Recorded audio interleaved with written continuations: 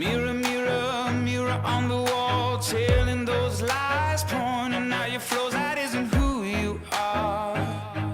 That isn't who you are. It might be hard to hear, but let me tell you, dear, if you could see what I could see, I know you would believe that isn't who you are. There's more to who you are. So when it's late, you're wide awake, too much to take. Don't shift and forget that in the pain, you can be brave, hear me say. I see you dressed in white, every wrong made right. I see you rose and bloom at the sight of you. So priceless, irreplaceable, unmistakable, incomparable, darling, it's beautiful.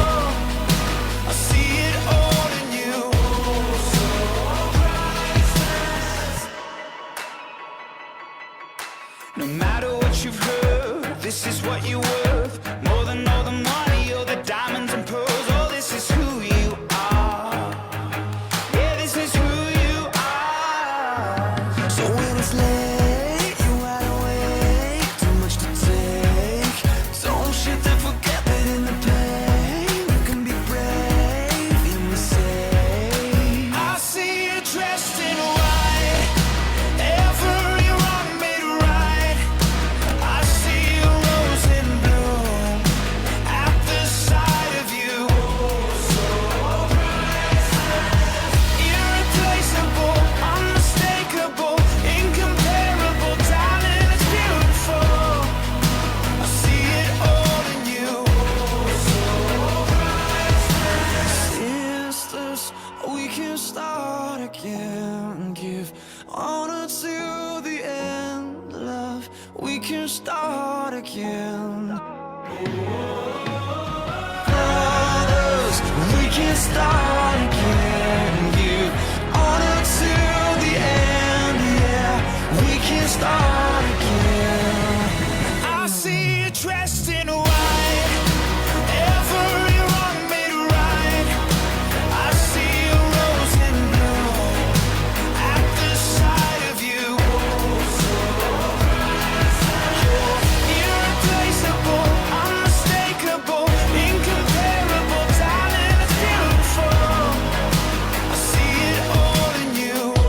So priceless.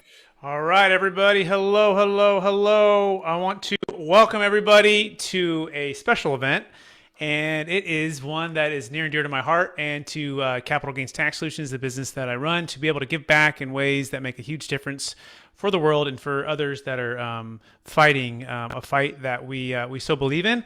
And so, we believe in supporting and joining the fight of Agape International, and we want to invite you to learn a little bit about what they do, how they do it, and you might be a supporter now, or you might be learning about it for the first time. But I'm excited to bring on our guest, and really the vision for this is to do whatever it takes to help to end the evil of child sex trafficking, and it's one life at a time. And what's really unique about this opportunity is we got a chance to raise some funds and to make that difference right now. And so I'll be your host today. My name is Brett Swarts, for those who don't know me. I'm founder of Capital Gains Tax Solutions. I'm also a commercial real estate broker with eXp Commercial. And today I'm joined by two other freedom fighters. And I'm excited to introduce you to both of them. Our first freedom fighter is actually in my hometown, and I get to see him at church pretty often, and have had a chance to know him for a number of years now. And he actually used to be the National Director of Habitat for Humanity in Uganda, as well as the Director of Church Partnerships for World Vision. He was also a pastor at Bayside Church and a few other churches.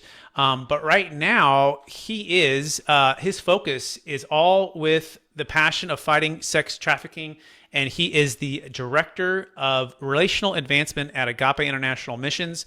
And he's focused on connecting with people and sharing the transformational ministry of AIM through relationship building, networking, and strategic marketing and communications.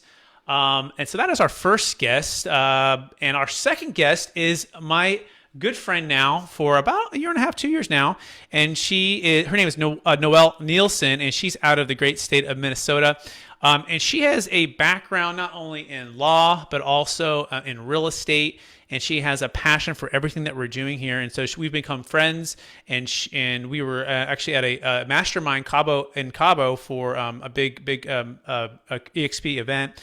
And we got to talking and said, you know what, I think it'd be a great addition to Fighting the Fight. So please welcome to the event with me, Matthew Robertson and Noel Nielsen. Robert and or Mr. Robertson and Noel, how are you doing today? Doing great. Thank We're you so doing much, Brett, great. for having me on the podcast. Absolutely, absolutely. And so for those who don't get to know you, Matt, for the first time, would you give us a little bit about your story and a little bit more about your current focus? Yeah, so as you shared, I've been the national director for Habitat for Humanity in Uganda. I've worked with churches globally to work with World Vision in the past. I've also pastored at several churches. When I joined the team at Bayside Church about 9 years ago, I first met AIM, Agape International Missions. I was part of a task force that was looking at what was Bayside's response to fighting human trafficking going to be. And that's when I first met AIM. I just fell in love with the organization, fell in love with the people. I got to visit AIM's work in Cambodia in 2016. And I've been around the world. I've kind of seen the good, the bad, and the ugly. And everything I saw with AIM was just amazing. And so that kind of hooked me. And I've been on the team for just over 4 years now. Amazing. And Noel, for those getting to know you for the first time, would you give us a little bit more about your story and your current focus?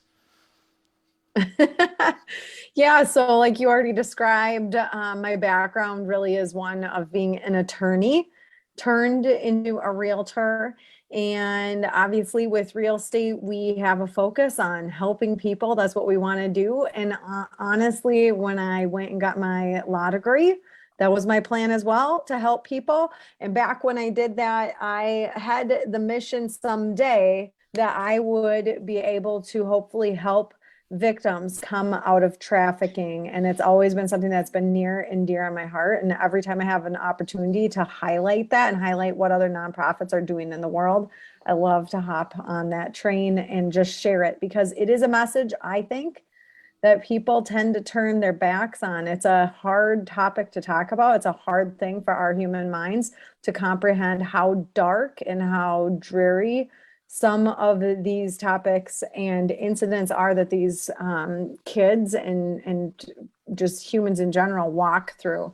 And so anytime we can highlight that and shed light on it and support the cause, I am all about that. So thanks for coming on, Matt. Thank you. Absolutely. Well, thank you, Noel, for sharing. And Matt, could you maybe start us off a little bit, and let's just kind of dive right into who is AIM, right? And then what would you say is the number one, secret, or number one thing to help to end child sex trafficking? Yeah, thanks, Brett. So let me back up just a little bit and just mention that human trafficking is a billion-dollar industry. Millions, some would say 40 million people are trafficked every year, both in labor trafficking and sex trafficking. And we have been going after this issue for 17 years now, starting in Cambodia. We just recently expanded to the country of Belize in Latin America, and we have some work here in the US as well. The key to fighting trafficking really is a holistic approach of rescuing girls out of places where they're being trapped, where they're being enslaved, providing healing and restoration for them, empowerment, providing jobs when they're old enough so that they don't have to go back into the life, and then preventing it from ever happening through churches and schools and community outreach.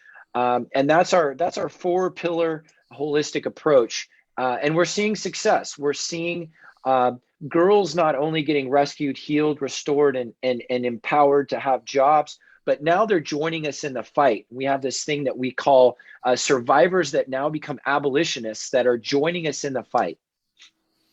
Amazing, amazing. And Noel, I know when you first, kind of had a maybe an inclination to this, maybe you can tell a little bit about that story about when you learned about it and what pulled you towards that. But what was the biggest thing that surprised you as far as the awareness factor?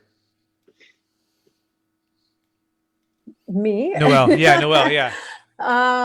Yeah, so I honestly started learning about this. I was in church one day, and another organization had come into our church, and they were talking about this. And it was an attorney that was talking about what the nonprofit was doing. And I went up and asked if I could participate somehow, and they said no, they weren't taking new attorneys yet.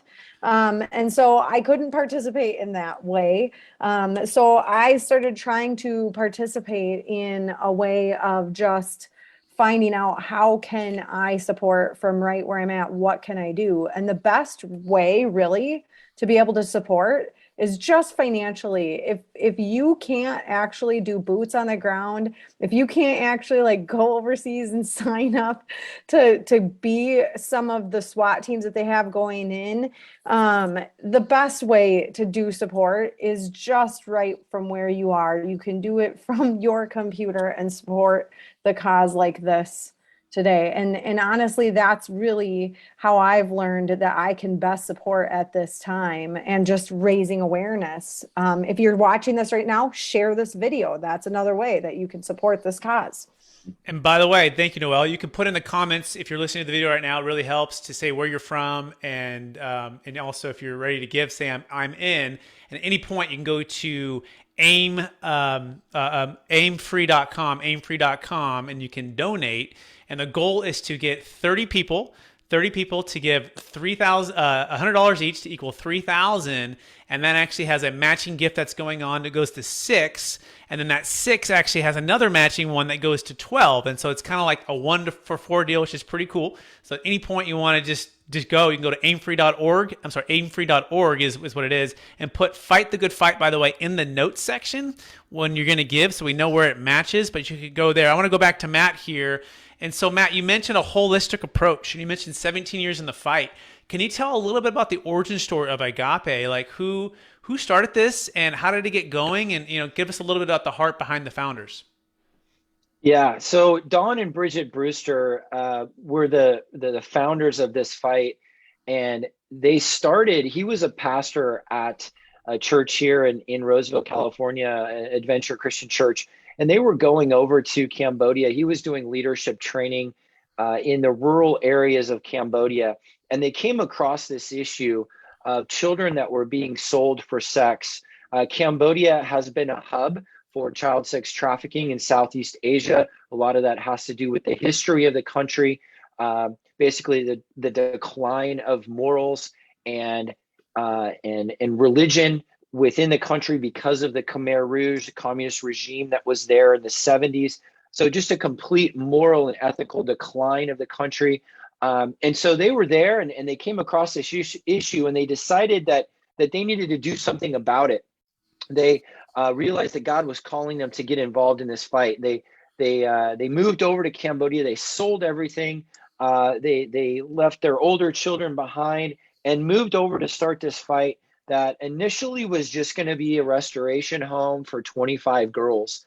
And they soon realized that restoration home filled up in a matter of months, that they were there for more than just restoration. And over time, this holistic approach has emerged. So let's dive into that holistic approach, Matt. So what is it, and how does how's AIM evolved over the years to make sure that it's doing everything that it can to prevent what's going on? Yeah, so it starts with rescue. We have a SWAT team that works with Cambodian police law enforcement, with their anti-trafficking task force. We have a SWAT team that can legally execute raids, go in, kick down doors, rescue girls out of places where they're being trafficked and enslaved, brothels, massage parlors, karaoke lounges, wherever that is. And then we take them to our restoration homes. We have 3 restoration homes now for younger and older girls. The very first thing that happens when those girls show up at the restoration homes is we throw them a princess party. We put a tiara on their head. We want them to know that they are loved and valued. That really starts their journey of healing and restoration. We provide life skills training, vocational skills training for them, so that when they're old enough, they can have a job.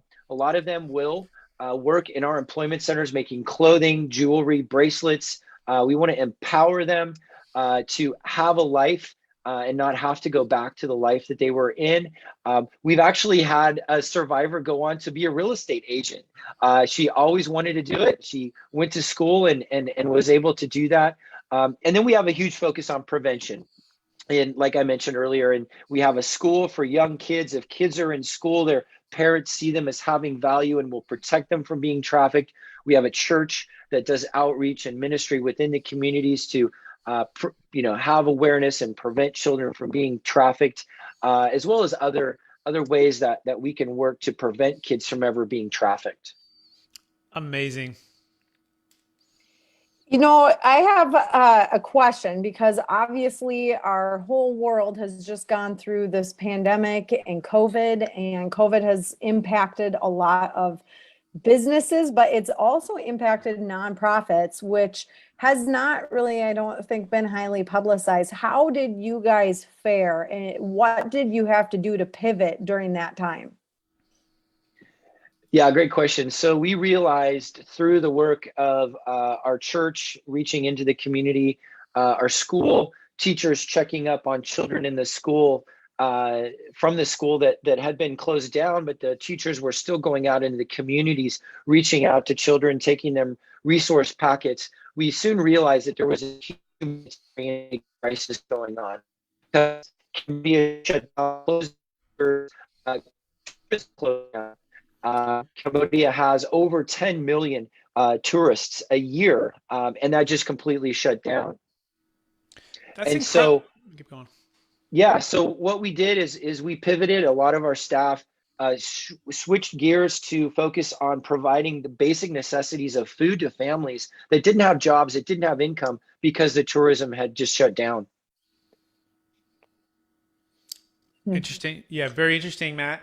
And it's a part of it's the reality of what happened with COVID, right? And all of the change that had to happen rapidly, right? And so I do want to take one other step back too, though. And I know part of that story with Dawn and Bridget, part of me learning about AIM had to do with literally like the SWAT team, right?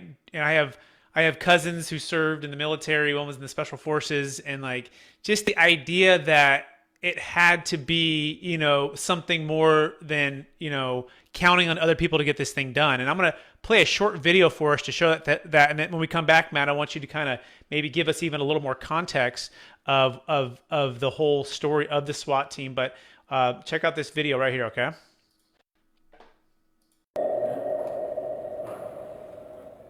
When we saw kids being sold to pedophiles, we knew we needed to do something.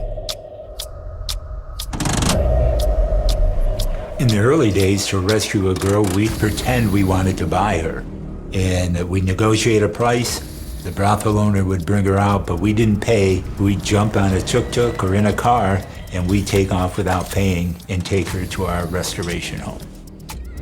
We were doing anything we could to get these girls out, but it wasn't solving the problem. The truth is, another girl took her place, and the brothel kept going. We knew we needed to do more. So we partnered with another organization in hopes that they would help us rescue these girls and shut down the brothels. And one day our phone rang, and it was a young girl trapped in a brothel calling for us to help. We didn't want to just rescue her and keep that brothel going, so we gave the information to this other organization, but we had to wait 3 days for them to get into position to do a raid. But it was tipped off, and none of the girls were rescued, and now they were moved to a new brothel, and we didn't know where they were or how to get them out. They were still trapped there, being abused multiple times a day by many different men. Knowing the extent of the suffering that these girls were going through, we couldn't wait. One girl is too many, and 1 day is too long. We recognized immediately that it was a big mistake to let them wait in a brothel while we waited for someone else to rescue them. We would never let this happen again. So we partnered with the Cambodian government and started our own SWAT team.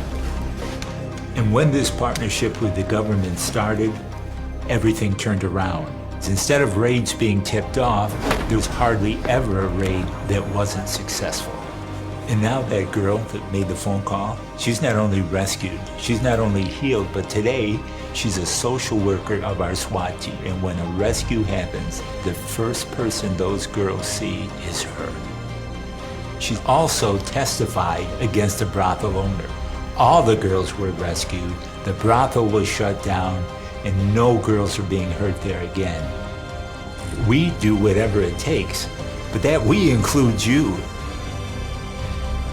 There are girls trapped in brothels. We know where they are, and we know how to get them out. But we can't do it alone. We need your help.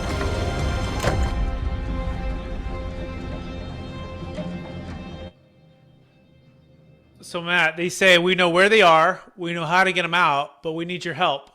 So talk about the story of the SWAT team, right? And give us a little more context behind how that came about and what this looks like in a day to day, week to week, month to month as these things are happening.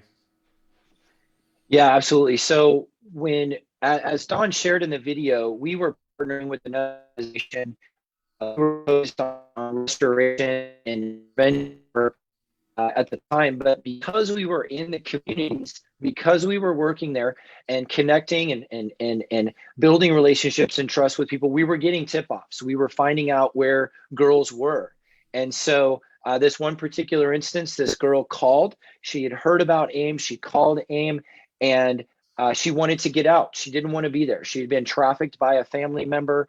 She was there against her will, and told us where she was.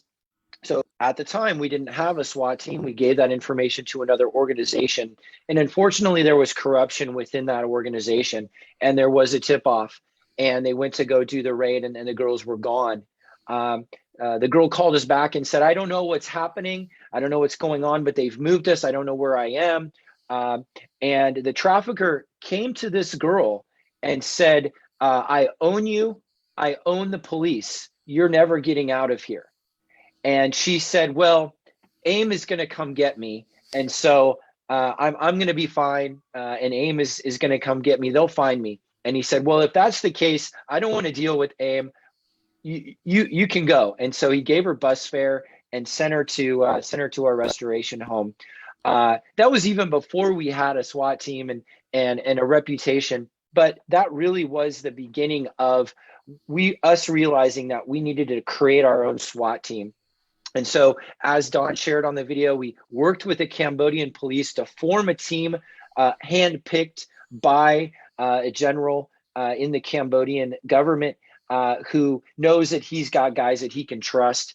There's a lot of work that goes into executing a raid so that there isn't a tip-off. But so far, in the 7 years that we've had our SWAT team, we've rescued over 1,600 girls. We've rescued 1,600 girls. We've arrested 400 traffickers and have been very successful in that. Hey, you mentioned earlier about survivors becoming abolitionists. Can you dig into that a little deeper as well? Yeah, so actually Don gives a great example of that in the video where the girl that was rescued, or actually she wasn't rescued. We went to try to rescue her. She was sent to our restoration home, went through that healing and restorative process.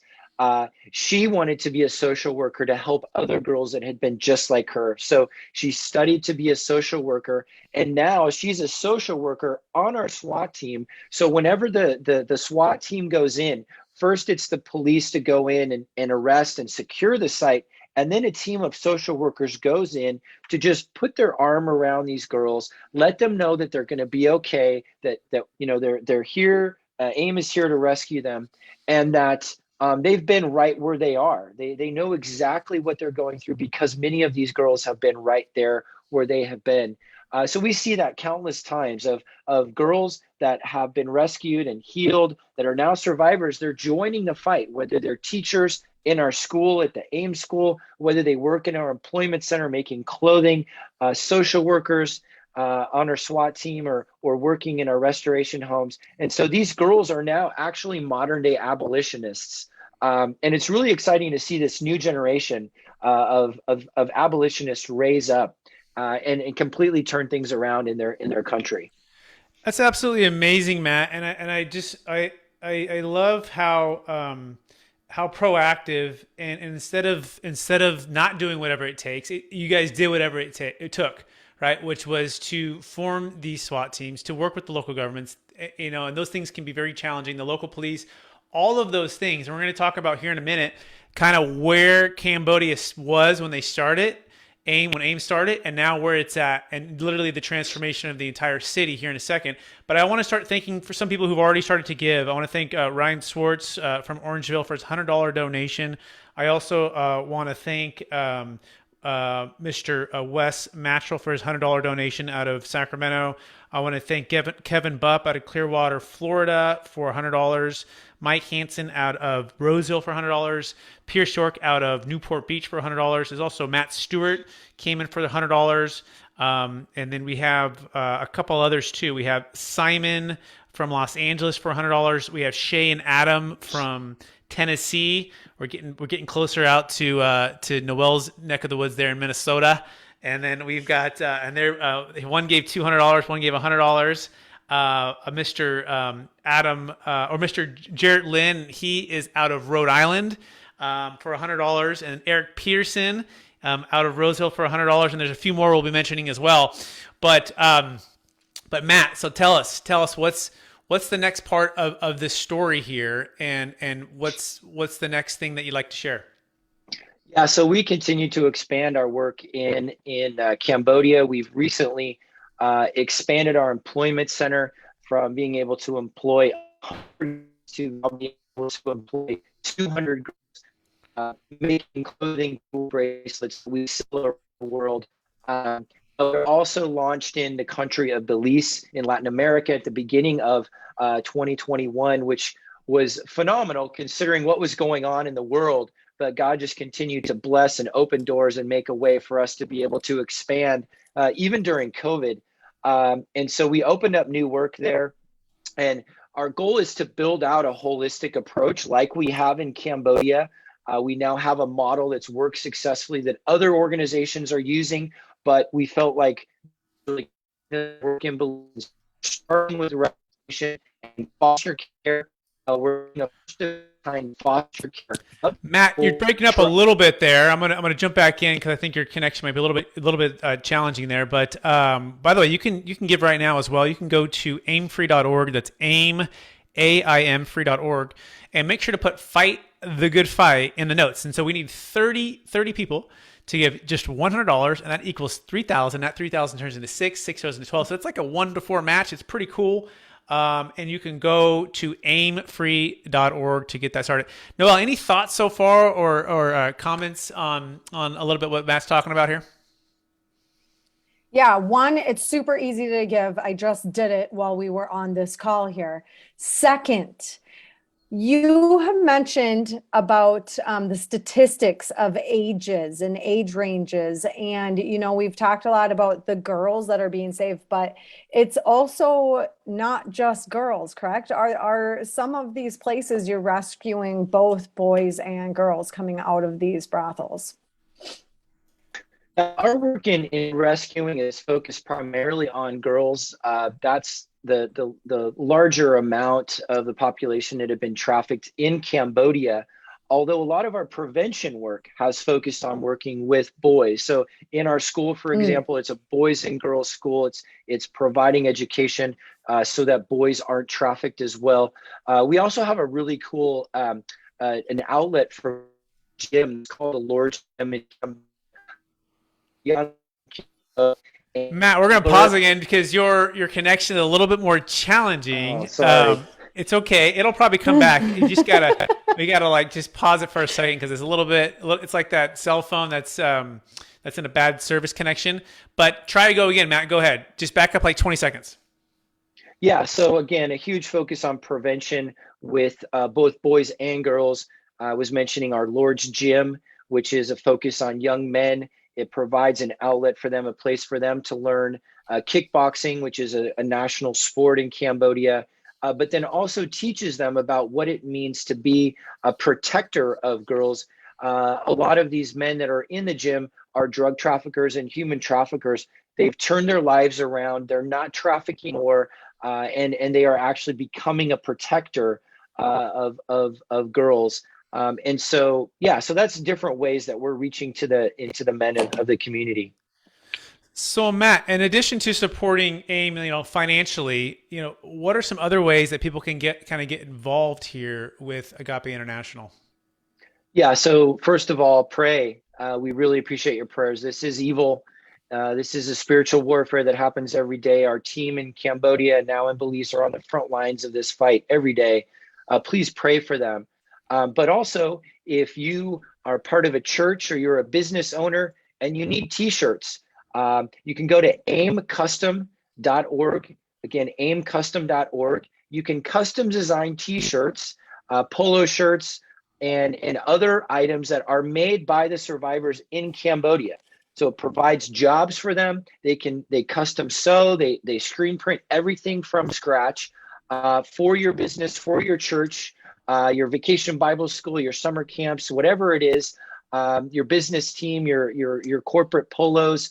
And all of those are made by survivors. Every item comes with a tag with the name of the girl written on it that's made it. So it helps to tell a story. Everybody can get involved in that. And so again, aimcustom.org. And it takes generally about 2 to 3 weeks to get an order done. Yeah, we're gonna check it out right now. Actually, we're gonna go aimcustom.org, and I got some of this gear. It's great, and I bought it from when you guys have done some local events here. So make sure this is the right one. This is AIM Apparel, right? So custom products with heart. And then, by the way, I love the new logo. It's amazing. But you can click on Start Designing, and you can get the products made right here, which is great. And then, if I was like a business person and I wanted to get some swag for the business, can I do that too? Is that true? Absolutely. That's the idea here. Is you can pick your design, you can upload your logo, you can place it on there, you can see what it's going to look like. And we can customize everything from the tag that comes with it to the hand tag to the screen printed collar. So it could actually look like it's your own, your own product, but it's handmade by a survivor, and it provides a job for her.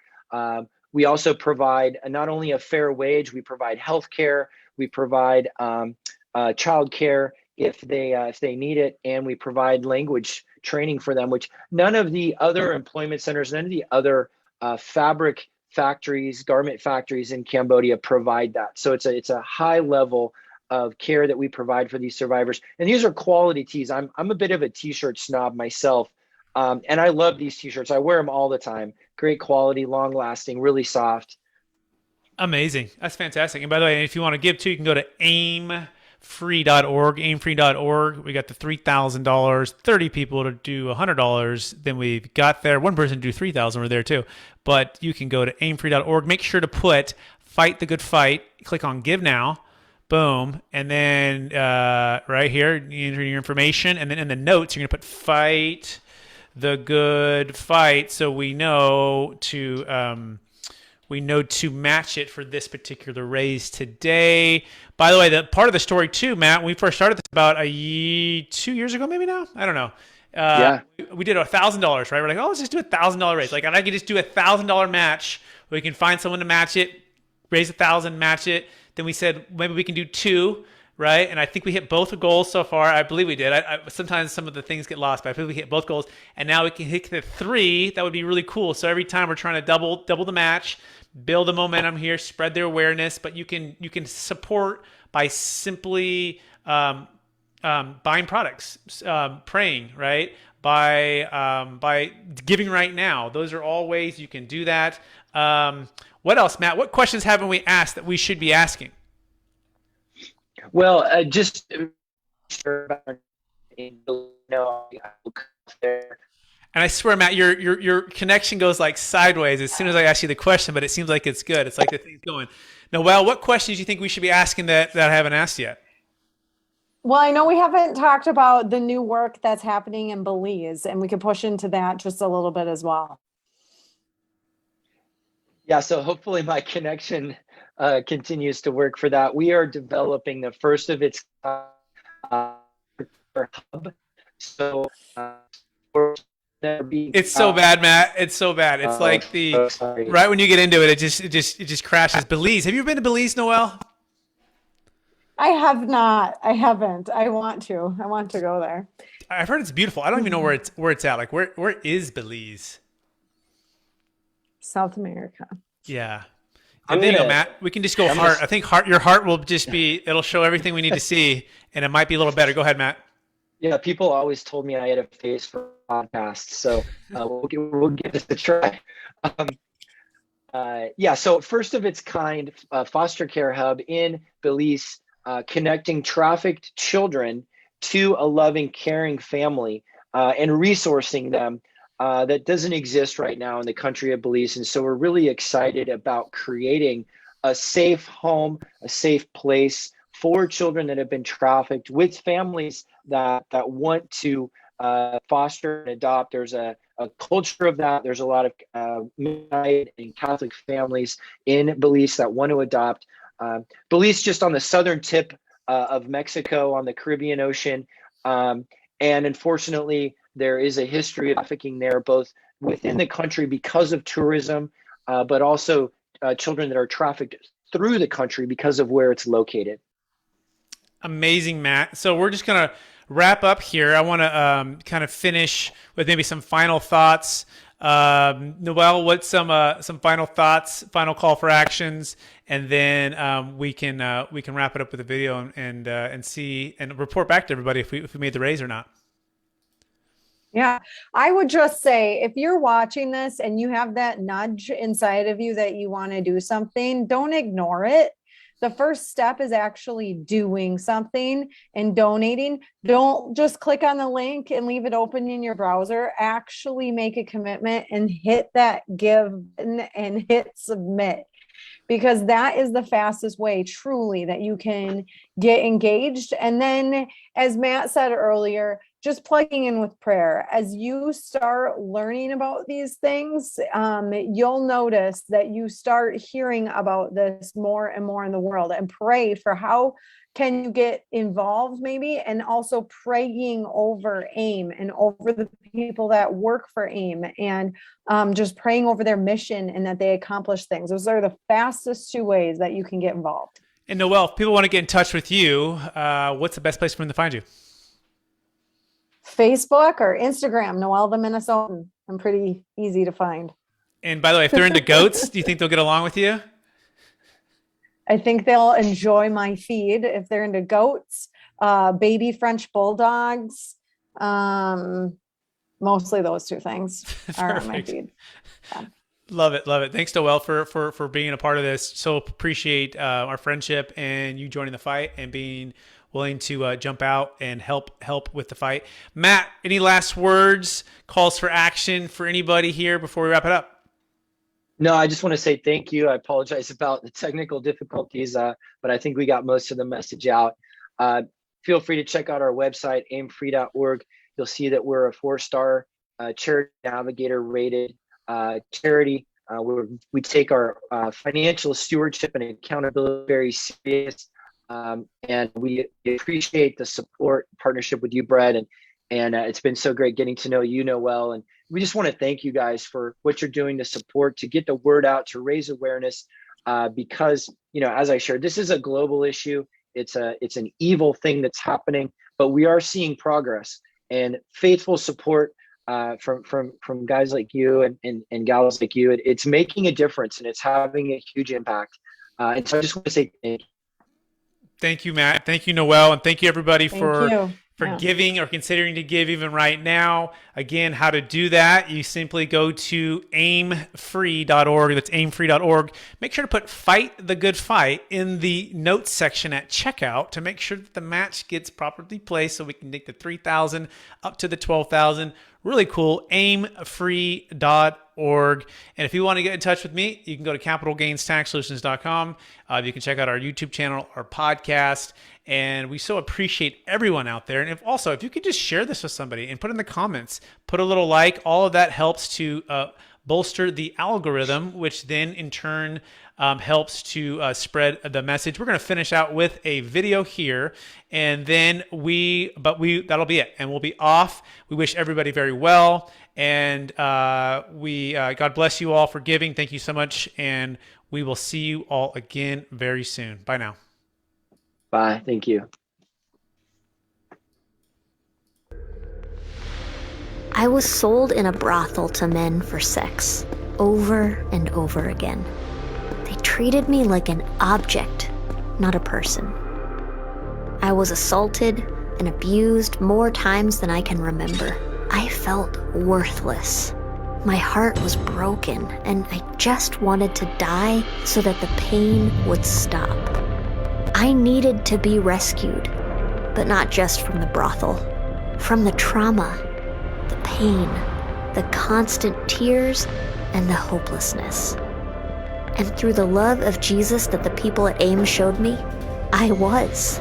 AIM got me out of the brothel and took me to their restoration home. Social workers, caretakers, and other girls showered me with unconditional love. They were kind and gentle and patient with me, even when it was hard for me to accept their love. I was treated like a princess, and I felt the love of God for the first time. Therapists and counselors helped me to heal. I didn't think it was possible, but I can actually trust people again. I can actually love myself and believe in myself. AIM trained me and gave me a job in their employment center. They supported me through college and helped me pursue my dreams. Without their love and support, I would have had nowhere else to go. I would have ended up back in a brothel, exploited all over again. God used AIM to set me free, physically, emotionally, and spiritually. But there are more girls out there still trapped in brothels, hoping and praying for someone to set them free, and they need your help. With your support, AIM can rescue them and help them heal, just like they did for me.